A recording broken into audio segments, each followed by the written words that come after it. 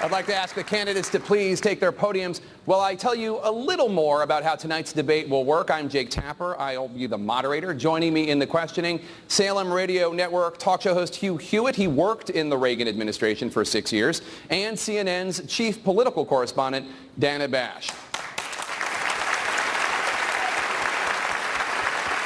I will follow up and guide the discussion. Candidates, I'll try to make sure each of you gets your fair share of questions. You'll have 1 minute to answer questions and 30 seconds for follow-ups and rebuttals. I'll give you time to respond if you have been singled out for criticism.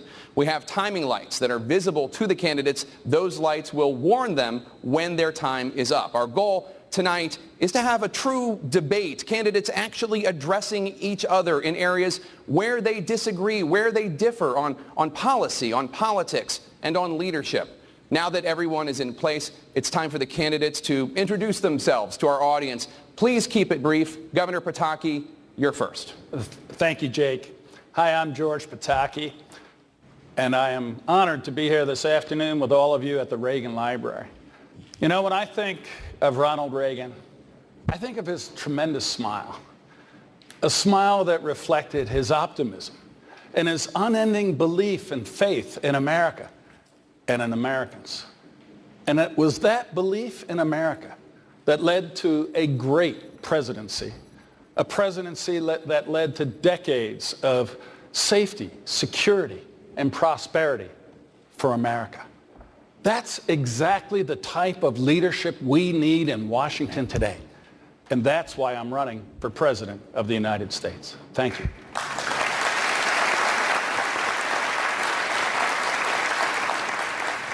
Hi, I'm Rick Santorum.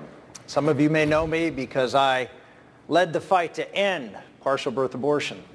Some of you may know me because I led the fight to end welfare as we know it, put people back to work, reduce poverty, and reduce the federal budget.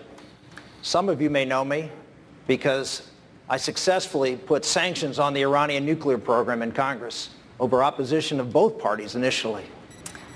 But hopefully most of you know me most because I'm the proud father of 7 children, with particularly a special little disabled girl who is the heart and core of my heart, and married to a wonderful woman named Karen for 25 years who is the love of my life.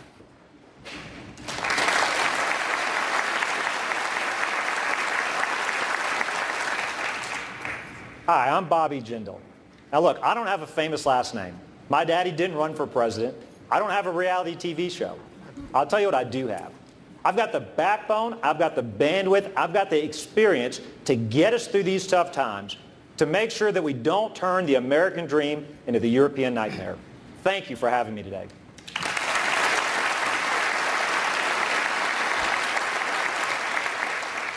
One, thanks CNN for having people at this debate. I'm Lindsey Graham from South Carolina, in case you can't tell. I want to thank Ms. Reagan for inviting me. It means the world to me. I'm the only candidate tonight who served in the military while Ronald Reagan was our president and our commander-in-chief. It's one of the highlights of my life. I'm running for president to destroy radical Islam, to win the war on terror, to protect you and your family. And in that quest, I have an uncompromising determination to win this war, just like President Reagan had an uncompromising determination to destroy the evil empire and win the Cold War. Above all others on both sides of the aisle, I am most qualified to be Commander-in-Chief on day one. 33 years in the Air Force, 35 trips to Iraq and Afghanistan. I understand this war. I have a plan to win it, and I intend to win it.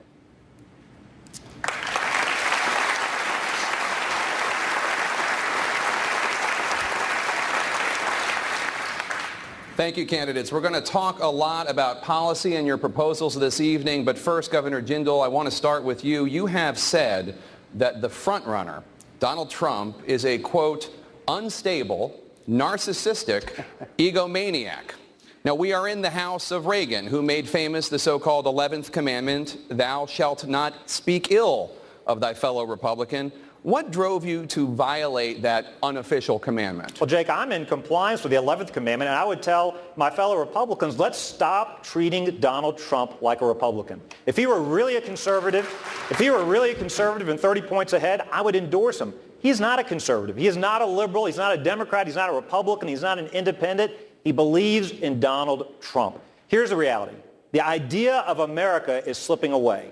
$18 trillion of debt. Planned Parenthood selling baby parts across our country. Our government's creating a new entitlement program when we can't afford the government we've got today. We've got a president who won't even say the words radical Islamic terrorism. He's declared war on trans fats and a truce with Iran. Think about that. He's more worried about Twinkies than he is about the Ayatollahs having a nuclear weapon. That is what is happening. The idea of America is slipping away. We must not let that happen on our watch. We have a once-in-a-lifetime opportunity to rescue the idea of America, the choice for conservatives. Do we depend on proven conservative principles like Ronald Reagan did? Or do we turn this over to a narcissist who only believes in himself? Thank you, Governor. Thank you, Jake. Senator Santorum, do you think Governor Jindal is wrong for attacking your party's frontrunner? I think personal attacks just please one person, Hillary Clinton.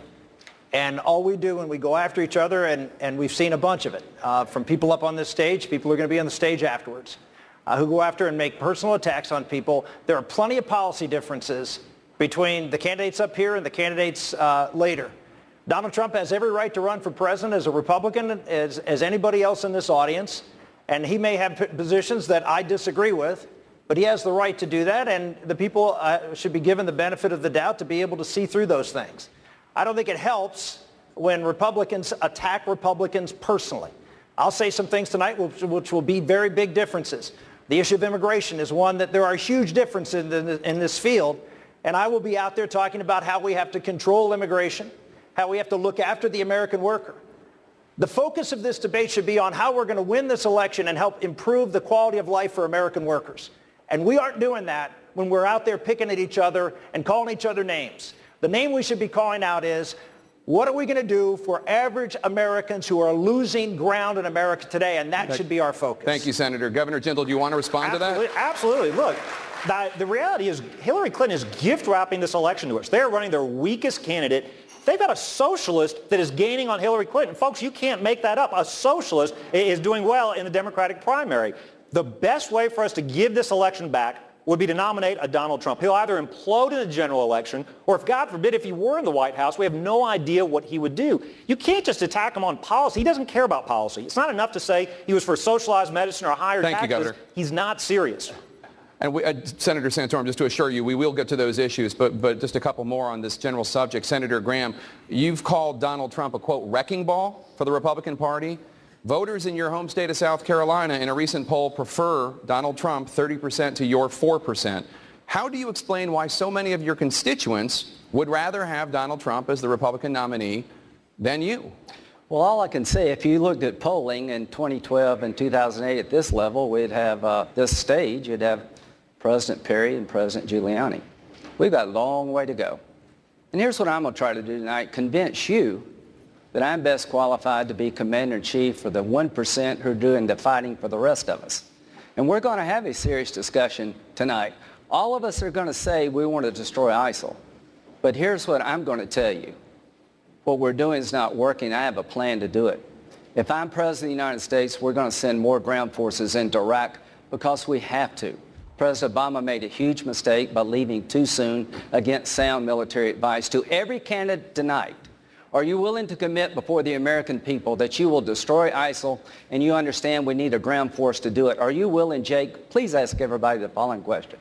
Would you go from 3,500 to 10,000 American boots on the ground in Iraq to destroy ISIL? Because if you don't, we're going to lose. Are you willing to send American combat forces into Syria as part of a regional army? Because if you don't, we'll never destroy ISIL in Syria. If you're not ready to do these things, you're not ready to be Commander-in-Chief.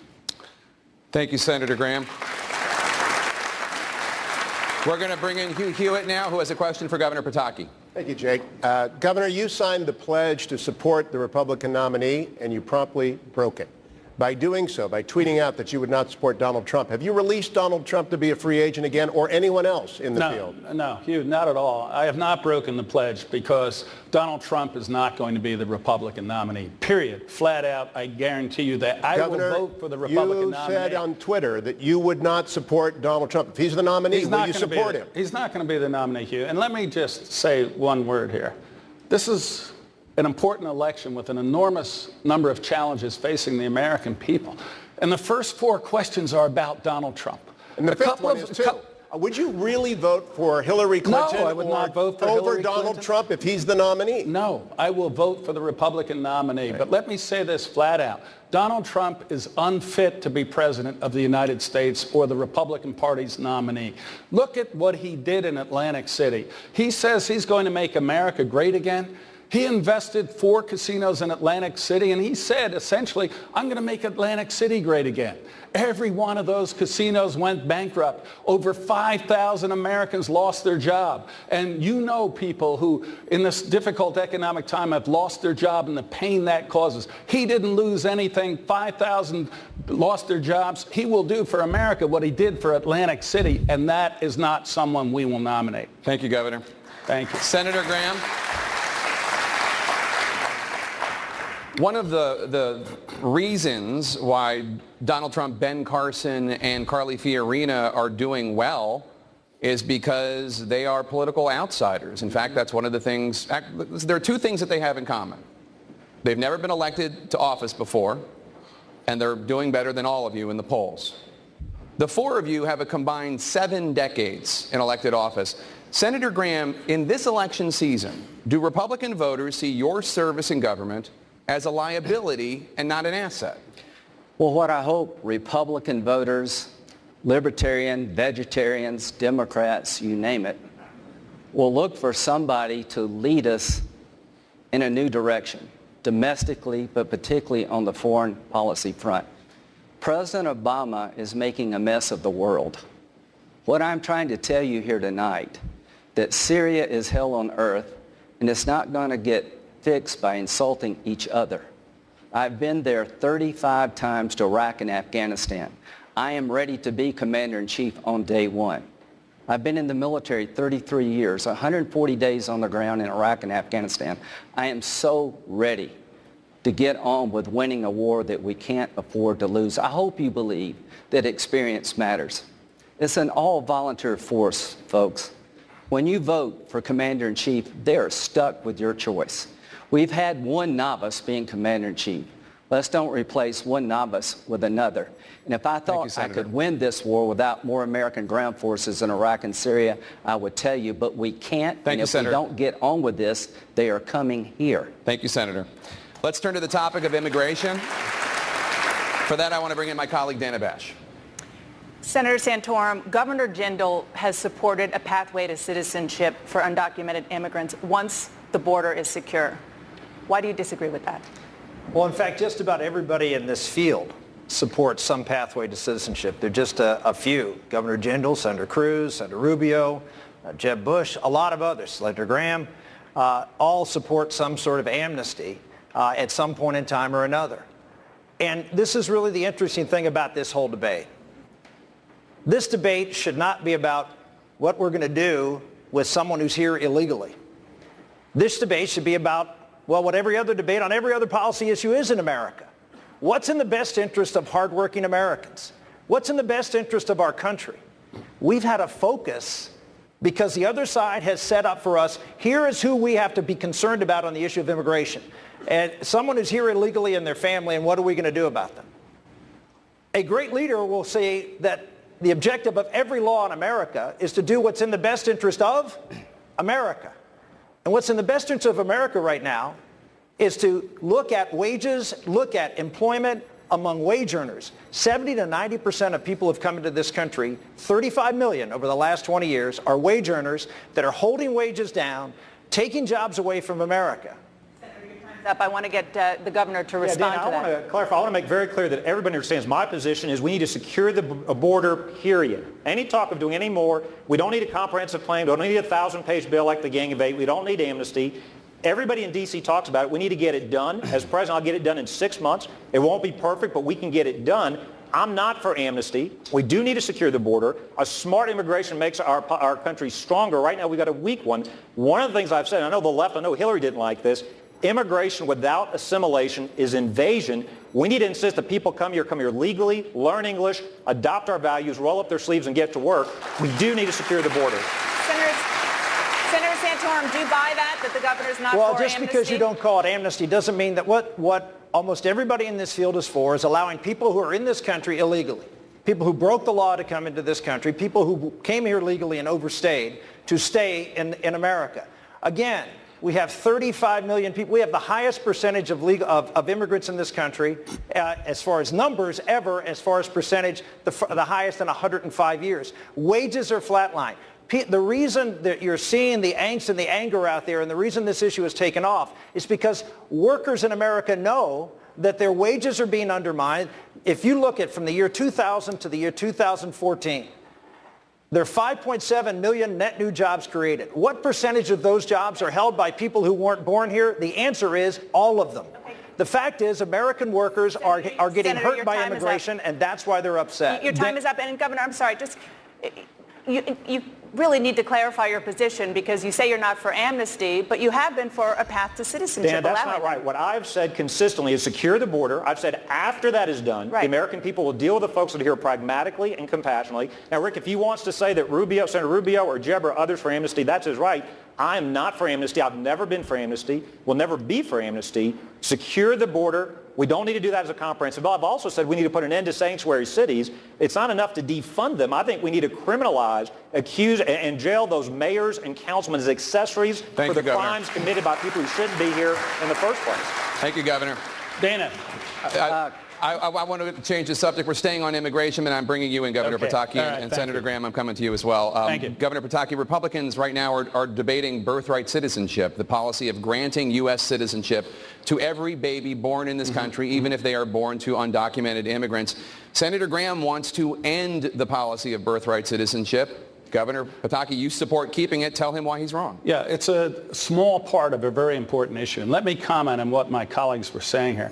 We all agree you have to secure the border. We have to make sure that people come to America legally. That has got to be step one. Step two is we have to stop releasing criminals into the communities. If you are charged with a crime as an illegal alien, you should either be in jail or be deported. You should not be released, as the Obama administration has done. Of course, we should outlaw sanctuary cities and hold them responsible. But we can't ignore 11 million people who are here. What are we going to do? We're not going to send them back, despite somebody saying we're going to drag kids out of classrooms and send them back.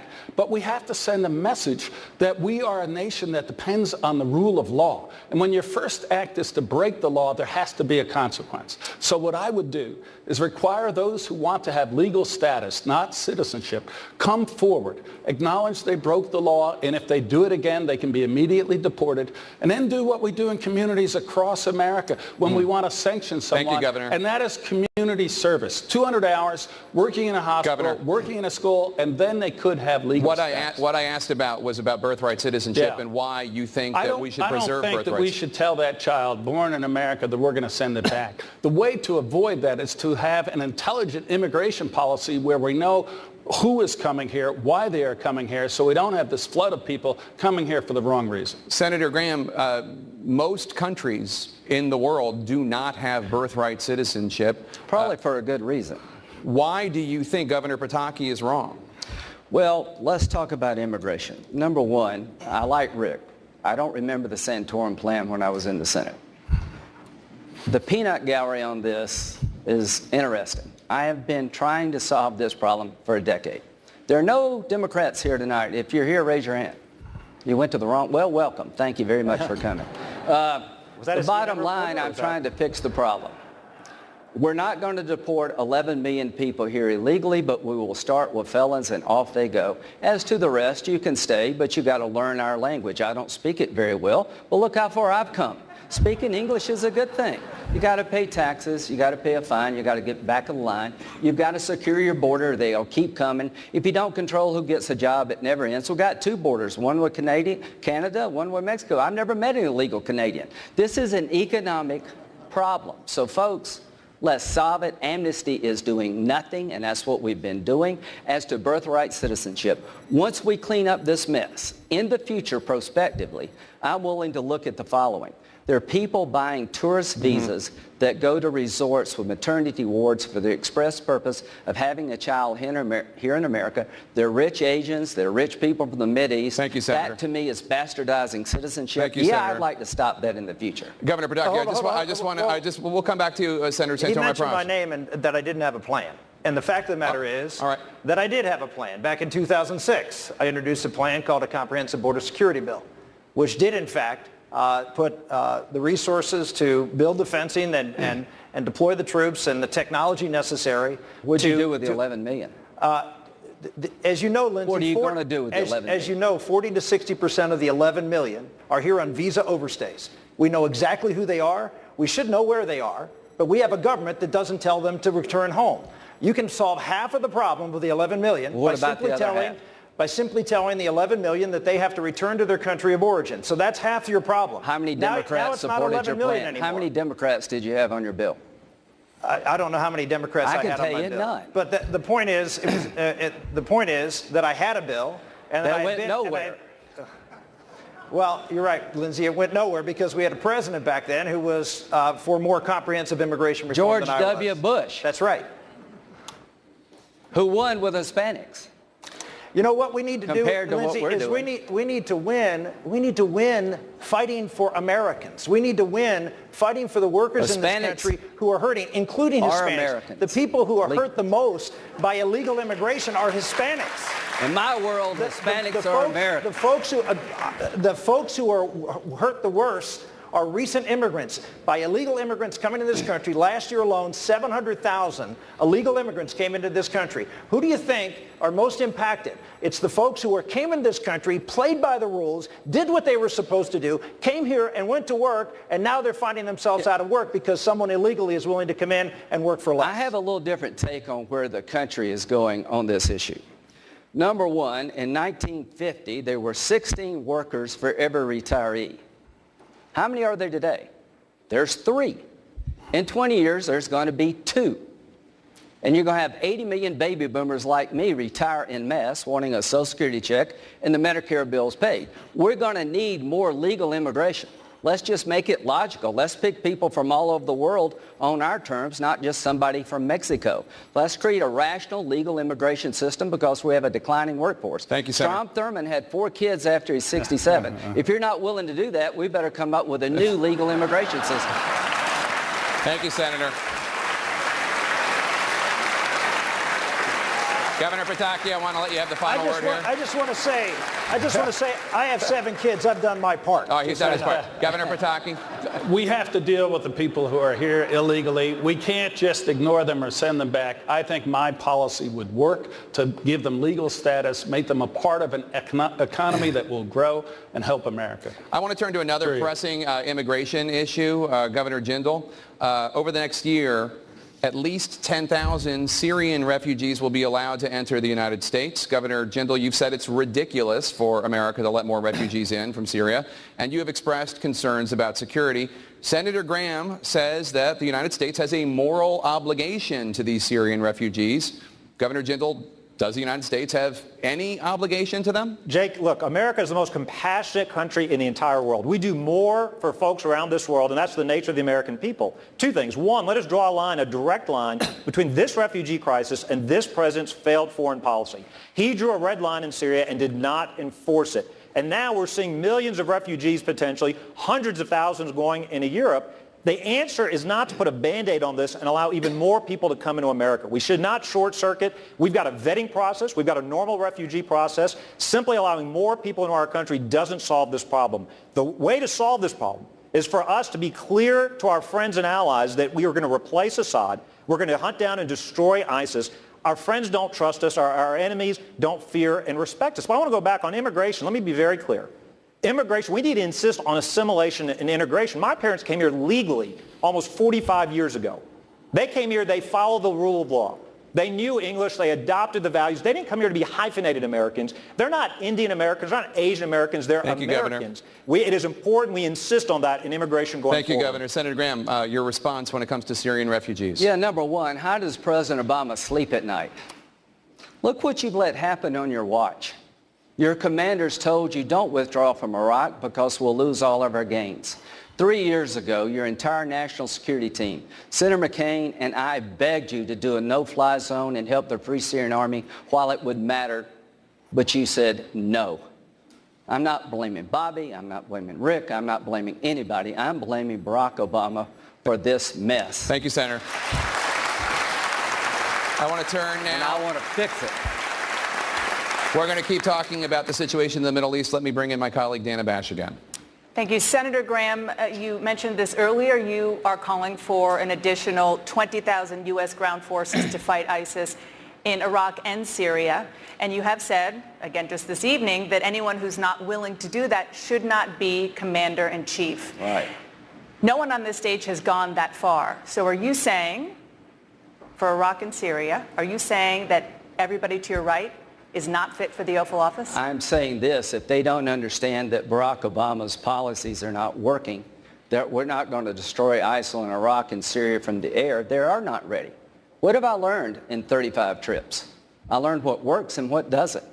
We were in a good spot in Iraq. President Bush made mistakes, but he adjusted. To those who fought in Iraq, you did your job, and Barack Obama wasted it all. Now we're in a spot where if we don't destroy ISIL soon, they're coming here. There are 3,500 American boots on the ground. You would never know it hearing your president, but we need about 10,000 to turn the tide of battle in Iraq. Then there is nobody left, Dana, to train inside of Syria. We spent $50 million training 54 people, and they're down to 4 or 5. They have been slaughtered, so we're going to need a regional army. The Turks, the Jordanians, the Saudis, the Egyptians, get their armies up together, and 90% of it will be them. They're going to pay for this war because we paid for the last two. But 10% at least will have to be us, and we're going in on the ground, and we're going to pull the caliphate up by its roots, and we're going to kill every one of these bastards we can find, because if we don't, they're coming here. Senator, let's get on with it. Senator Santorum, I know you're raising your hand. You're committing to this number of troops, both in Iraq and on the ground in Syria? I have proposed 10,000 troops. I did so about 6-7 months ago, that we needed to deploy additional troops to do exactly what Lindsey said, arm the Kurds. And he's saying 20,000. Would you? I've said 10,000, and if more is necessary. Look, the answer is this. Once ISIS established a caliphate, the game changed. Because once you establish a caliphate where you have an area of control, you have to take ground from that caliphate. Because if you don't, then in the Islamic world, it's seen as a legitimate caliphate. As long as they have territorial integrity and even expand it, they have legitimacy in much of the Muslim world to call people to join their jihad here in America, as well as in Iraq and in Syria. So we must take their ground. Thank you, Senator. Governor Jindal? Look, absolutely. We need to do whatever is necessary to hunt down and kill these radical Islamic terrorists. But this president has helped, his policies have helped to contribute to this problem. He went to the Pentagon the same week they announced they were cutting back the number of troops in the Army to say that we're not going to win this through guns. It's going to be a change of hearts and minds. This will be a generational conflict. That is nonsense. These are barbarians. They are burning, crucifying people alive, Christians and other Muslims. We need to hunt them down and kill them. It starts by having a president willing to call the enemy radical Islamic terrorists. If I may, does that include American ground forces in Syria as part of a regional army? Are all of you willing to commit to American ground forces going into Syria as part of a regional army to destroy the caliphate at its headquarters? Governor Pataki? Lindsey, let me comment on this. Last week was the anniversary of September 11th, and I was governor of New York on September 11th and led us through that horrible day. And I learned that we cannot assume that because radical Islam is a continent away, it doesn't pose a threat to us here in America. It did then, and today I think we are at greater risk of an attack than at any time since. We have got to destroy ISIS's ability to attack us here. But it's not 10,000 troops. It's not 20,000 troops. In my view, it's three things. First, we have to directly arm those fighting ISIS on the ground now. Thank you, Governor. Sorry, we have rules and timing. Governor Jindal, I do want to bring you in. I want to turn to a story in the news today. A 14-year-old Muslim high school student in Texas was arrested on Monday for bringing a homemade clock to school after it was mistaken for a fake bomb. Police released the young man after they determined it was, in fact, a clock. Today, President Obama invited that student to the White House. Governor Jindal, throughout your campaign, you've spoken many times about Muslim extremists in this country. How would you as president strike a balance between vigilance and discrimination? Well, Jake, look, I think the American people, we don't discriminate against anybody based on the color of their skin or their creed. I think the way you strike that balance, you say to Muslim leaders, they've got two responsibilities. One, it's not enough to denounce just simply generic acts of violence. They've got to denounce the individuals by name and say these aren't martyrs. These terrorists are not martyrs. Rather, they're going straight to hell. They're not going to enjoy a reward in their afterlife. Secondly, they have to explicitly embrace the same freedoms for everybody else they want for themselves. Look, I know it's politically incorrect to say this. The president says Fort Hood was an issue of workplace violence.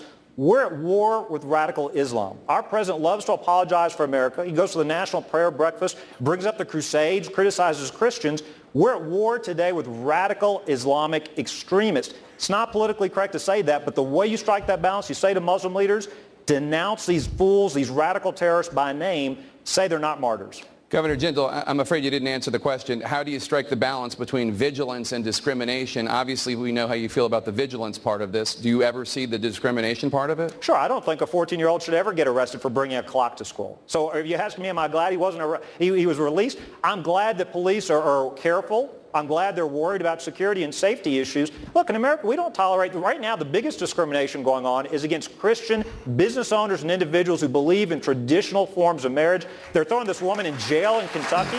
Let's talk about that. Let's talk about the Christian florist, the caterer, the musician who simply want to say, don't arrest us for having or don't discriminate against us, don't shut down our businesses, don't fine us thousands of dollars for believing marriage is between a man and a woman. Let's talk about not discriminating against Christians. We will get to that subject later in the debate. Senator Graham. Well, you know, Kim Davis, I'm not worried about her attacking me. I am worried about radical Islamic terrorists who are already here planning another 9/11. We're at war, folks. I'm not fighting a crime. I want to have a legal system that understands the difference between fighting a war and fighting a crime. And here's the reality.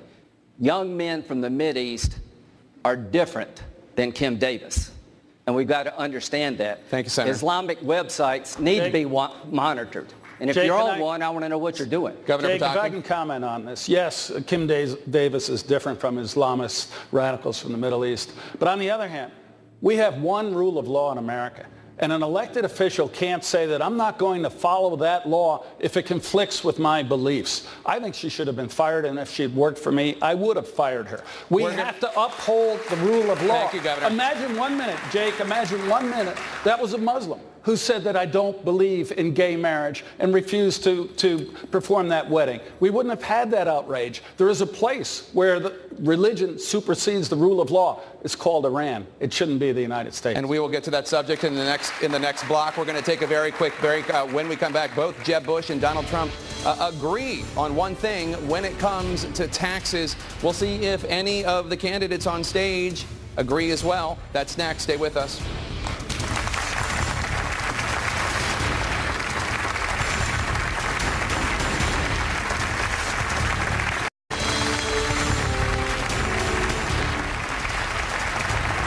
Welcome back to the CNN Republican debate at the beautiful Reagan Library in Simi Valley, California. Before we took the break, you were all chomping at the bit to talk about Kim Davis, that Kentucky clerk. Governor Pataki said he would have fired Kim Davis, the Kentucky clerk jailed for refusing to issue same-sex marriage licenses. Senator Santorum, do you agree with Governor Pataki? 16 years ago, this country was tremendously inspired by a young woman who faced a gunman in Columbine and was challenged about her faith, and she refused to deny God. We saw her as a hero. Today, someone who refuses to defy a judge's unconstitutional verdict is ridiculed and criticized, chastised, because she's standing up and not denying her God and her faith. That is a huge difference in 16 years. People have a fundamental right in the First Amendment. There's no more important right. It is the right that is the trunk that all other rights come from, and that's the freedom of conscience. And when we say in America that we have no room Well, how many bakers, how many florists, how many pastors, how many clerks are we going to throw in jail? Because they stand up and say, I cannot violate what my faith says is against its teachings. Is there not room in America? I believe there has to be room. First, I believe we have to pass the First Amendment Defense Act, which provides that room for government officials and others who do not want to be complicit in what they believe is against their faith. Second, we need as a president who's going to fight a court that is abusive, that has superseded their authority. Judicial supremacy is not in the Constitution, and we need a president and a Congress to stand up to a court when it exceeds its constitutional authority. Thank you, Senator. Governor Pataki, your response. And my response is kind of wow. You know, we're going to have a president who defies the Supreme Court because they don't agree. If they're wrong. Then you don't have the rule of law. No, and what you have is judicial supremacy. You don't have a rule of law when the court has the final say on everything. The elected representatives of the people always have the opportunity to change that law. The Supreme Court makes a determination, but it's ultimately the elected officials who decide whether or not that would be accepted. By the way, if I have a chance to lead this country, I will appoint judges who understand their role. They're not going to be making the law. They're going to be interpreting law that the elected officials passed. But there's a huge difference between an individual standing up and saying, I am going to stand for my religious freedom and my religious rights. I applaud that. This is America. You should be able to engage in your religious belief in the way you see fit. But when you're an elected official and you take an oath of office to uphold the law, all the laws, you cannot pick and choose, or you no longer have a society that depends on the rule of law. Senator Santorum. Martin Luther King wrote a letter from a Birmingham jail. And he said in that letter that there are just laws and there are unjust laws. And we have no obligation to condone and accept unjust laws. And then he followed up and said, what's an unjust law? An unjust law is a law that go against the moral code or God's law or the natural law. I would argue that what the Supreme Court did is against the natural law, it's against God's law, and we have every obligation to stand in opposition to it. Jake? Yeah, I didn't agree with the Supreme Court's decision, but it is the law of this land. And I'm a great admirer of Martin Luther King, and he was prepared to break the law. But it wasn't in an office of political power. It was civil disobedience, where what he was willing to do is voluntarily go to jail with his followers to send a message to the elected representatives that these laws were wrong and had to be changed. And because of his courage, we didn't ignore the courts. We changed the laws and made America a better place. That's the way to do it. Thank you, Governor. Jake, We're coming to both of you. Jake, I've got a practical question. I've got a practical question. I'd like the left to give us a list of jobs that Christians aren't allowed to have. If we're not allowed to be clerks, bakers, musicians, caterers, are we allowed to be pastors anymore? Governor Jindal. We're not allowed to be elected officials. I just want to make, this is an important point. The First Amendment rights, the right to religious freedom is in the First Amendment of the Constitution. It isn't breaking the law to exercise our constitutional rights. America did not create religious liberty. Religious liberty created the United States of America. It is the reason we're here today. Senator Graham, do you want to weigh in? I wasn't the best law student. By the end of this debate, it'd be the most time I've ever spent in any library. But on the first day in law school, Hugh, it's called Marbury versus Madison. The group in our constitutional democracy that interprets the Constitution as to what it means is the Supreme Court. In a 5-4 decision by the Supreme Court, they have ruled that same-sex marriage bans at the state level violate the 14th Amendment to the United States Constitution, Equal Protection Clause. I don't agree with it, but that is the law of the land. But as president, what I want to make sure of is that everybody in this room, Christian, Jewish, Muslim, whatever religion, that you can practice your faith without government interference. You can marry people consistent with the tenets of your faith. That's the number one obligation of my presidency, is to protect religious people when they exercise their religious rights. But this decision is the law as it is of right now. And here's the one thing I want to tell you, Thank you, Jake. Senator. Wait a minute. Were you the wedding cake baker or the gay couple or the Baptist preacher, radical Islam would kill you all if they could. Senator, let's don't thank you. lose sight of the big picture here. Thank you, Senator. I want to stay with the subject of Supreme Court justices. Governor Jindal, both Senators Graham and Santorum voted to confirm Chief Justice of the United States John Roberts, who has led with the majority twice to uphold Obamacare. Do you think that Graham's and Santorum's votes to confirm John Roberts were a mistake? I think absolutely putting Roberts, I think putting Kennedy, I think putting before them, I think putting Souter on the bench was a mistake. But look, I think the first responsibility starts in the White House. The reality is conservatives have not been willing to stand up for our beliefs. Unlike the liberals, look, you never worry about where the Democratic judges are going to vote. It's always the conservatives. You've never had a Democratic judge wake up and say, surprise, I've evolved, I've become a conservative. It's always the Republicans because we have presidents that try to find judges with no records, no rulings, no writings. I'll tell you, I am going to have a litmus test. For judges, I'm going to find judges that are conservative, judges that are going to be pro-life, judges that are going to follow the Constitution. Judges, by the way, they're going to follow the American law, not international law. They're not appointed there to interpret international law. They're there to apply the United States Constitution. Judges understand their job's not to write law. If they want to write law, they should run for the Senate or the House. It's time for a Republican president as the next commander-in-chief. I will do as the Democrats have done. I will appoint bold judges that are actually consistent with my values, that will be conservatives, and then force the Senate to confirm Thank you, them. Governor.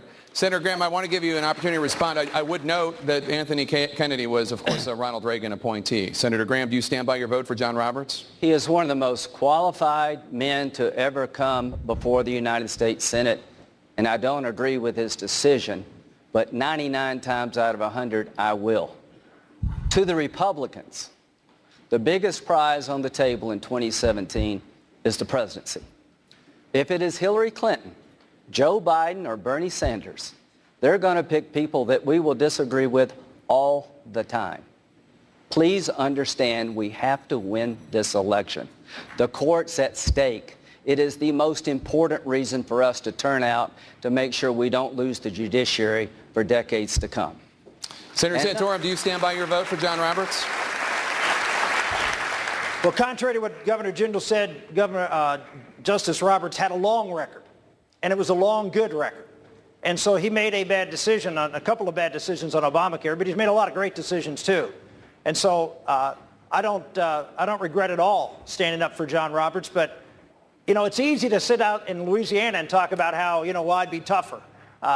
I fought when I was in the United States Senate. We fought for the first time to defeat justices and judges that Bill Clinton nominated, and I fought with President Bush to defend his nominees, to push even a filibuster, breaking the filibuster. I led that fight against some who didn't want to end the filibuster in order for us to get good conservative justice. So I have been there on the front line fighting for judges and conservative justices, and I will do so as president like none other. Governor Jindal, I'm going to give you 30 seconds to respond. Thank you. Look, it's not a minor ruling. Justice Roberts twice rewrote the law to save Obamacare, the biggest expansion of government, creating a new entitlement when we can't afford the government we've got today, an expansion of socialism in our country. It's not that he got a minor ruling wrong. This is twice he rewrote the law.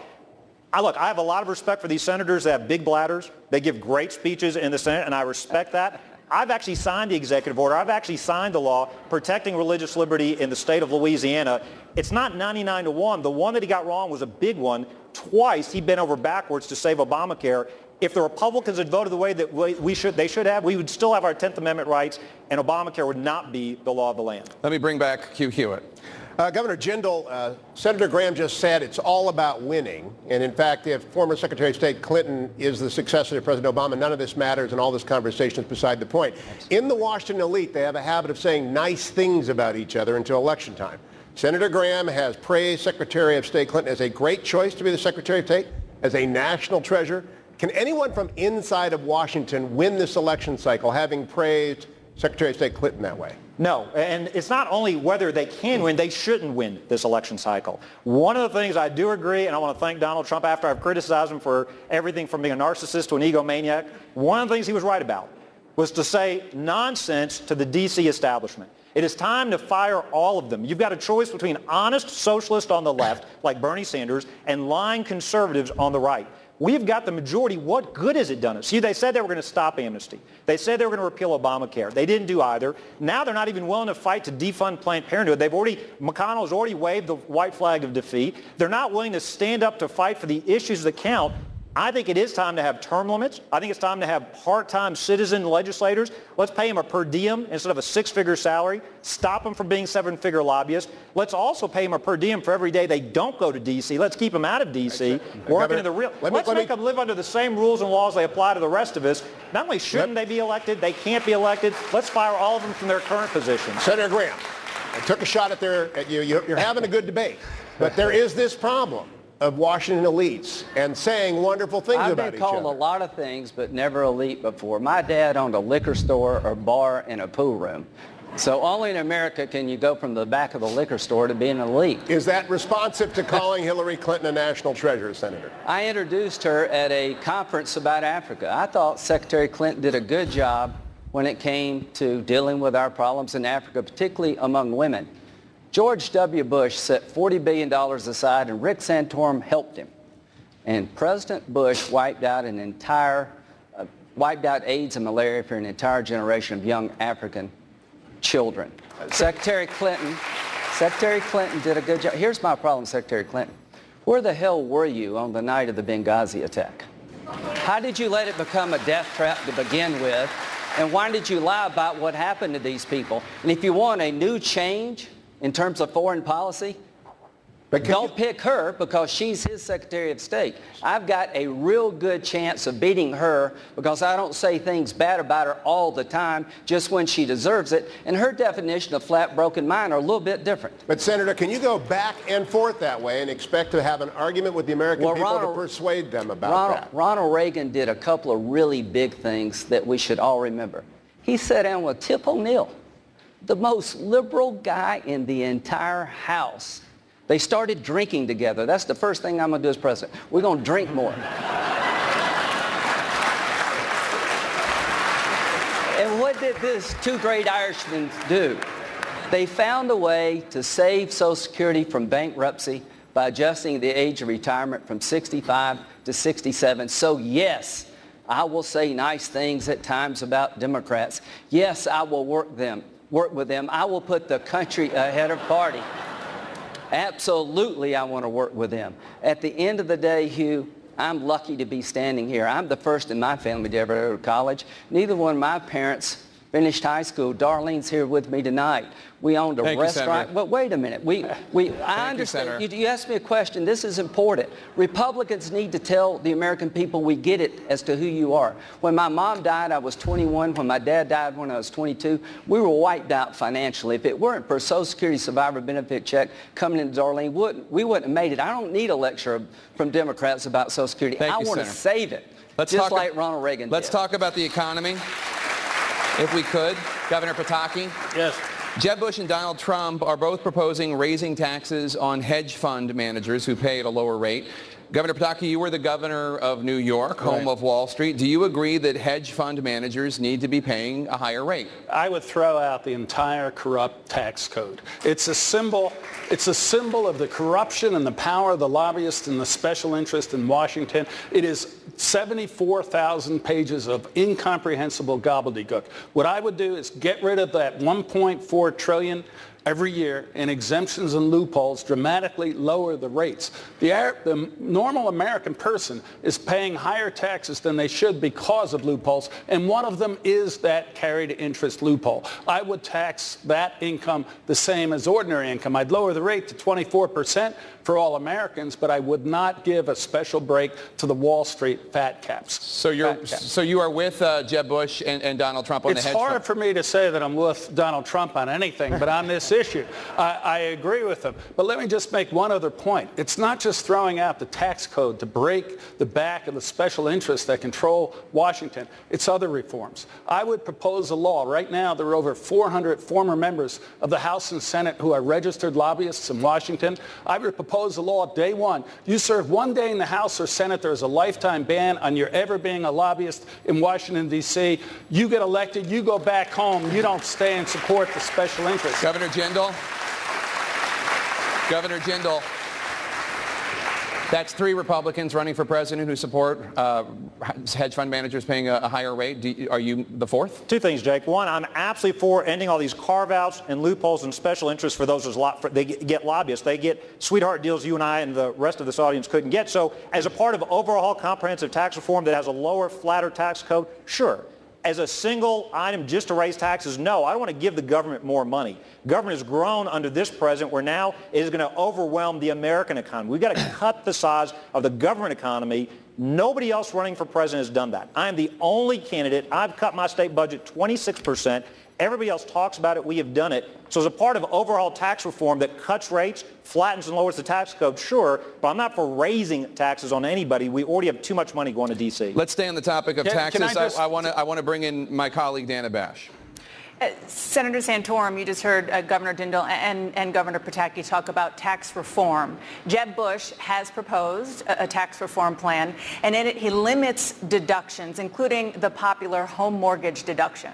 Would you do the same as president? Actually, I'm going to be proposing a plan. I call it the 2020 Perfect Vision for America. It's a flat tax, a 20% flat tax on income, 20% flat tax on capital gains and on corporations. We eliminate all the deductions, special interest provisions in corporations. We deal with the carried interest issue because everybody pays the same 20%. So there's no advantage as to how you take your income. That will create growth. We're going to allow expensing for corporations. For manufacturing, again, I pledged when I announced that I was going to run for president on a factory floor that I would make America the #1 manufacturer in the world. Why? Because we need to put Americans back to work, hardworking Americans who are not doing well in this economy, and we start creating jobs here in manufacturing. People from all skill levels are going to be able to work. We put a 20% rate on corporations. We're competitive with almost every country in the world. We allow for expensing. We have a 3-year phase-in. We start at 0 for manufacturers, phase it up to 20. You're going to see an enormous investment of capital and equipment. You're going to see people, you're going to have problems finding folks who are going to be able to work in manufacturing. That's how many jobs we're going to create. So the answer is, we're going to lower and flatten taxes. We're going to put government on a budget, a 10% across the board, cut in employment. We've got a lot of plans. Okay, time's up, Senator. And Governor, just to bring you back into this, you said that you would be okay with what is effectively raising taxes on hedge fund managers as part of a tax reform plan. Would you also be for doing away with people's deductions for their mortgage interest? No, I would not. I would keep that deduction. I would lower the rates dramatically. So yes, that group that has a special carve-out would pay more, but everybody else is going to pay less. I would keep the home mortgage deduction, the charitable deduction, and others. And by the way, I agree with Rick on manufacturing, but my approach is different. I would pass a rate on manufacturing of 12%, the lowest in the developed world, so we can make things in America again. I know how important those jobs are. When I went through college, Christmas and summer vacations, I worked in a factory. My grandparents worked in a factory. We have the opportunity now, with lower energy costs, with the world labor costs getting higher, to make things in America so we don't have to worry about China. Lower the tax burden on manufacturing, improve the work skills of Americans. Governor. Get rid of job-killing regulations. Thank you, We're Governor. going to make things in America. Well, we're going to come, you're going to be involved in the next question. Senator Graham. He talked about it, that he would be better in manufacturing. The fact is, we have a 0% rate that phases to 20. Yeah. We'd have a 7% repatriation, so money, about $2 trillion overseas, would come back and be invested in plant and equipment here. We will create more jobs under this plan than any plan. Senator Graham, I want to turn to the minimum. If you want to see manufacturing, come to South Carolina. Well, let's talk about South Carolina. We'll show you. Senator, let's turn to the minimum wage. Senator Santorum is the only person on the stage who has proposed increasing the federal minimum wage. How would that affect South Carolinians? Do you agree with Senator Santorum that the federal minimum wage should be increased? Well, I know this, that when my mom and dad owned the restaurant, the bar, the pool room, that if you increase the minimum wage, it'd been hard to hire more people. Hillary Clinton has a list a mile long to help the middle class. We're talking all around this. The middle class for the last 6.5 years has been squeezed and squeezed hard. To the middle class, I understand who you are. You're one broken down car from not going on vacation. You're from one sick child away from having to change your whole budget. Here's what I want to do as your president. I want to grow this economy. When Boeing came to South Carolina to build a 787, everybody paid more. They would have lost their employees to Boeing. If you're a waitress out there wanting more money, I'm not going to increase the minimum wage. I'm going to try to create an environment where somebody else will open up a restaurant across the street to hire you away at a higher rate, or they'll have to pay you more to keep you. You got to borrow money to create jobs in this country. Banking is locked down because of Dodd-Frank. The tax code is a complete mess, but nobody's talked about the elephant in the room, which is debt. Not one more penny to the federal government until we come up with a plan to get out of debt. Senator Graham, thank you so much. Senator Santorum? Senator Graham is suggesting that your proposal would not allow South Carolinians to hire more workers. Lindsey, what percentage of American workers make the minimum wage right now? It's probably a small bit, but the Less ones than that 1%. get it, yeah, but So what you're basically saying, whatever Republicans up here saying is we're against the minimum wage. Because if you're not for increasing it and Have you nobody's ever making thought the why minimum all wage of us right say now, that? the answer is that Republicans don't believe in a floor wage in America. Fine, you go ahead and make that case to the American public. I'm not going to. Not from a party that supported bailouts. I didn't, but this party did. Not from a party that supports special interest tax provisions for a whole bunch of other businesses. But when it comes to hardworking Americans who are at the bottom of the income scale, we can't provide some level of income support. What I proposed is not anything what presidents proposed. I believe that would be harmful to the American public. But a 50 cents an hour increase over 3 years, which is what I'm proposing. So we would have a minimum wage which would be roughly in the area of what it's been historically, about 5% of wages. To me, if you're going to talk to 90% of American workers, by the way, 90% of American workers don't own a bar. They don't own a business.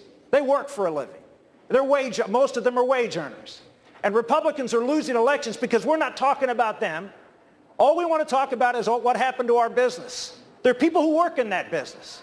I was at the convention 4 years ago. And on the signs on all of the seats the night I spoke was a sign that said, "We built that."